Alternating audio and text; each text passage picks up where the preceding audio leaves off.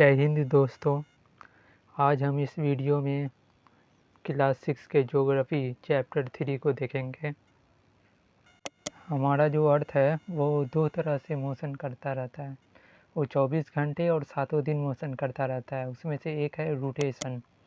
Rotation में हमारा अर्थ जो है वो अपने एक्सिस पे घूम रहा है, और एक है रेवोल्यूशन, जो कि हमारा अर्थ जो है वो सूरज के चारों तरफ घूमता है। इसको रेवोल्यूशन कहते हैं। रोटेशन की वजह से दिन और रात होता है।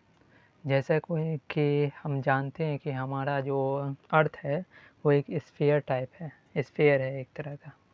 तो स्फीयर में अगर एक तरफ से रोशनी डालेंगे तो दूसरे तरफ तो अंधेरा ही रहेगा। तो सूरज से जो एक तरफ रोशनी पड़ता है जिस फेस पे, उसको हम दिन कहते हैं, और सूरज के जिस ओर रोशनी नहीं पड़ता है सूरज से, उसको हम रात कहते हैं।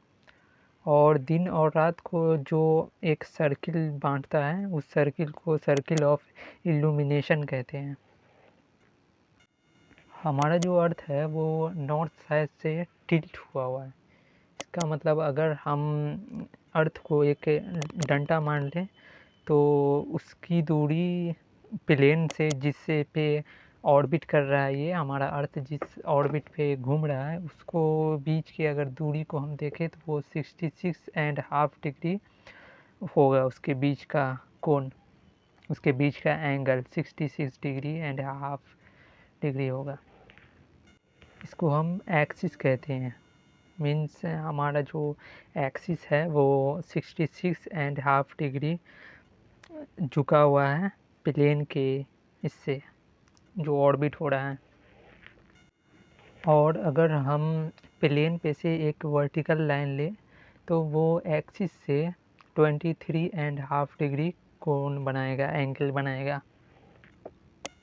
हमारा जो अर्थ का एक्सिस है वो सर्किल ऑफ इल्यूमिनेशन, जो दिन और रात को अलग करता है, वो दोनों सेम नहीं है, वो दोनों अलग अलग हैं। हमारा जो अर्थ है वो अगर 360 डिग्री पूरा रोटेट कर लेता है तो उसको हम अर्थ डे कहते हैं। अर्थ डे जो है वो लगभग 24 घंटा का होता है। पूरा 24 घंटा नहीं होता है, लेकिन लगभग 24 घंटा का होता है।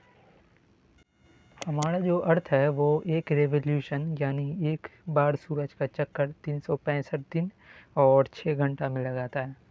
लेकिन हम अपने आसानी से सॉल्यूशन के लिए हम 365 दिन को ही एक साल मान लेते हैं, और वो जो एक्स्ट्रा 6 आवर बच जाता है हर एक साल, तो वो हर 4 साल में फरवरी में एक दिन जुड़ जाता है।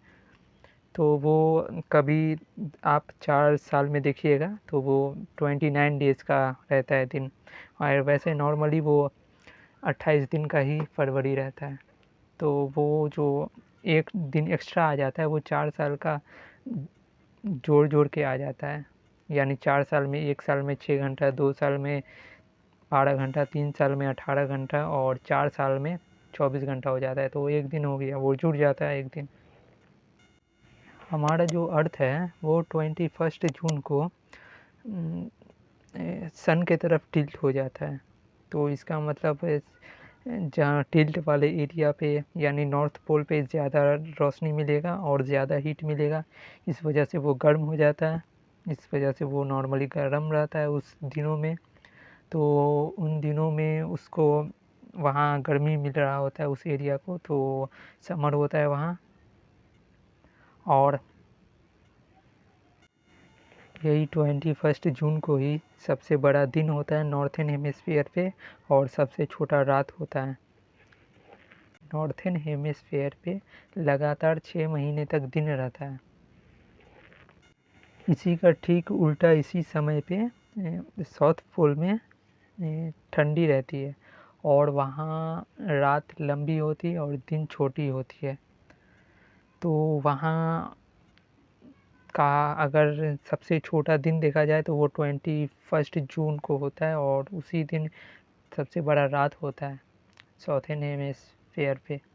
और जो क्रिसमस मनाया जाता है वो साउथर्न हेमिस्फीयर पे गर्मी में मनाया जाता है।